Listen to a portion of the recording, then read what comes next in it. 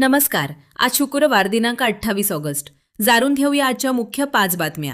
आपण ऐकत आहात मराठी अपडेट समूहाचे दररोज सकाळी 7:30 वाजता प्रसारित होणारे Marathi update morning news podcast. Maharashtra शासनाने राज्यातील शेतकऱ्यांसाठी जाहीर केलेल्या पुण्यश्लोक अहिल्यादेवी होळकर शेतकरी कर्जमुक्ती योजना अंतर्गत नांदेड जिल्ह्यात कर्जमाफीच्या दुसऱ्या टप्प्यात 51,330 शेतकऱ्यांसाठी 381 कोटी 94 लाख 67,038 रुपये इतकी कर्जमाफीची रक्कम प्राप्त झाली आहे.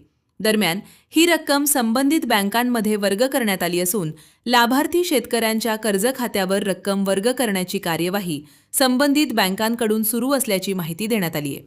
नांदेड शहरातील एकतानगर भागात जुन्या वादातून झालेल्या तुफान हाणामारीत पोलीस रेकॉर्डवरील हिस्ट्री शीटर असलेला आकाश मिलिंद दवणे या 32 वर्षीय तरुणाचा जागीच मृत्यू झाल्याची घटना काल गुरुवारी रात्री घडली.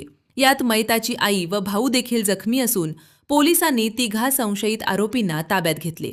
नांदेड जिल्ह्यातील सर्व मंगल कार्यालय, लॉन, हॉटेल्स तसेच केटरिंग सेवा पुरवणाऱ्या व्यावसायिक आस्थापनांनी स्वयंपाकासाठी व अन्य कामांसाठी केवळ व्यावसायिक LPG गॅस सिलेंडरचाच वापर करणे बंधनकारक करण्यात आले असून दर्शनी भागात व्यावसायिक गॅसच्या वापराबाबत स्पष्ट सूचना फलक लावण्याचे निर्देश जिल्हा प्रशासनामार्फत देण्यात आले आहेत.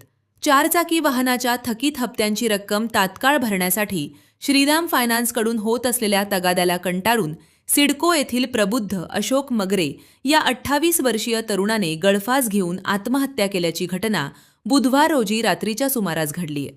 संघर्ष योद्धा मनोज जरांगे पाटील यांनी उद्याचे पुकारलेले निर्णायक आंदोलन यशस्वी करण्यासाठी मराठा सेवक सज्ज असून मोठ्या संख्येने अंतरवाली सराटी येथे उपस्थित राहणार आहेत, अशी माहिती नांदेड जिल्हा समन्वयक मराठा सेवक श्याम पाटील वडजे यांनी दिली आहे. दररोज सकाळी 7:30 वाजता Marathi update morning news podcast ऐकण्यासाठी मराठी अपडेट पॉडकास्ट YouTube चॅनलला सबस्क्राईब करा. धन्यवाद.